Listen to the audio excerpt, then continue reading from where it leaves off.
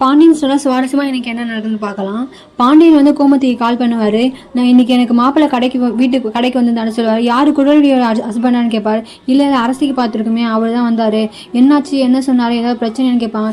இல்லை மாப்பிள்ளை ரொம்ப நல்லவர், அவர் என்கிட்ட என்ன சொன்னார் தெரியுமா, இப்போ சம்மந்தி வந்து நம்மக்கிட்ட கார் கேட்டிருந்தாங்கல்ல, அது வந்து கார் வேணாமா அவர் கார் கேட்டது அவருக்கு விருப்பமே இல்லையா, நான் வேணா காசு தரேன், நீங்கள் வாங்கி கொடுத்தா மாதிரி சொல்லிடுங்க அப்படின்னு சொன்னார்.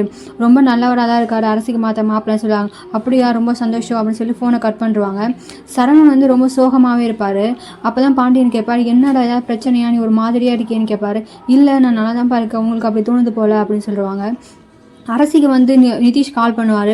கால் பண்ணி உங்ககிட்ட பேசணும், நான் நிறைய மெசேஜ் பண்ணாலும் நீ கட் பண்ணிடுற, உன் படிப்பு விஷயத்தினால எந்த பாதிப்பும் வராது, நான் கண்டிப்பாக உன்னை படிக்க வைப்பேன், நம்ம ஒரு வாட்டி பேசி மீட் பண்ணிடலாமா, ஏன்னா நீ என்கிட்ட அவ்வளோ பேசவே மாட்டேன்ற, உனக்கு ஏதாவது பிரச்சனையா, பெரியவங்க வந்து அவசர முடிவு எடுப்பாங்க, ஆனால் அதுக்கெலாம் நம்மளும் சம்மதிக்கணும்னு அவசியம் இல்லை, நம்ம ஒரு வாட்டி நேரில் மீட் பண்ணி பேசலாம், அப்போ தான் எல்லாமே சரியாகும் அப்படின்னு சொல்லுவாங்க.